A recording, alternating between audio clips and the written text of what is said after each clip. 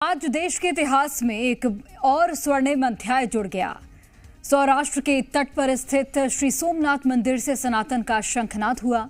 आज प्रधानमंत्री नरेंद्र मोदी ने जब स्वाभिमान की मशाल जलाई तो संदेश साफ था कि ये नए भारत का उदय है जो अपनी जड़ों और हिंदुत्व के गौरव पर गर्व करता है।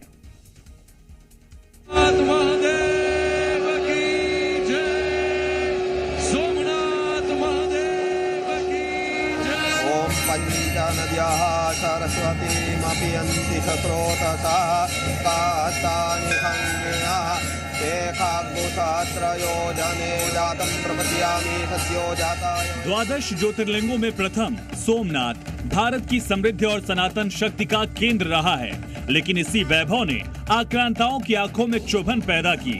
गजनी से लेकर औरंगजेब तक इस मंदिर को 17 बार लूटा गया, तोड़ा गया, इसके वजूद को मिटाने की कोशिश की गई। हर बार विदेशी आतताइयों ने सोचा कि पत्थर गिराने से आस्था मर जाएगी, लेकिन वो भूल गए कि सोमनाथ सिर्फ एक ढांचा नहीं बल्कि भारत की चेतना है।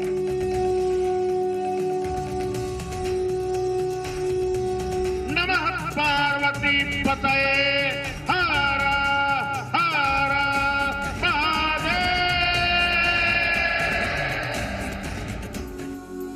विरासत से विकास की प्रेरणा को लेकर आगे बढ़ता हुआ भारत उन आक्रांताओं को चिढ़ा रहा है और कह रहा है, तुम जब जब हमारे वजूद को मिटाने की कोशिश करोगे तो हम और भव्य दिव्य होकर दुनिया में अपनी संस्कृति की ध्वज पताका लहराएंगे।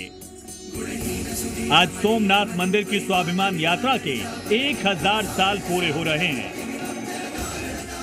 स्वाभिमान पर्व के दौरान सोमनाथ में आस्था, राष्ट्र गौरव, सांस्कृतिक चेतना और सनातन का अद्भुत संगम देखने को मिला। प्रधानमंत्री मोदी ने शिवलिंग पर पंचामृत चढ़ाया, जलाभिषेक किया, ढोल बजाया। जब पीएम मोदी मंच पर पहुंचे तो उनका त्रिशूल देकर स्वागत किया गया। उन्होंने सोमनाथ के इतिहास को याद करते हुए कहा, सोमनाथ को नष्ट करने के एक नहीं अनेकों प्रयास हुए, लेकिन न ही सोमनाथ नष्ट हुआ, न ही भारत।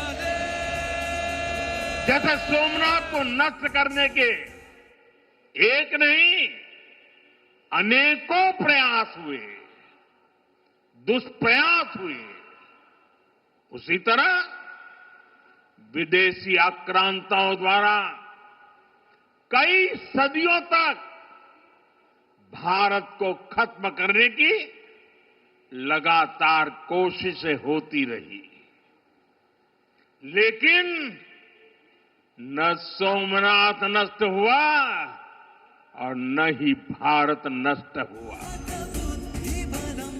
पीएम मोदी ने आजादी के समय की भी याद दिलाई। कहा, तुष्टीकरण के ठेकेदारों ने कट्टरपंथी सोच के आगे घुटने टेक दिए थे। आजादी के बाद लौह पुरुष सरदार पटेल ने सोमनाथ के पुनर्निर्माण का संकल्प लिया तो भारत के तत्कालीन राष्ट्रपति डॉक्टर राजेंद्र प्रसाद के यहाँ आने पर आपत्ति जताई गई। आक्रमण के इतिहास को भी कुछ इतिहासकारों और राजनेताओं द्वारा व्हाइट वॉश करने की कोशिश की गई।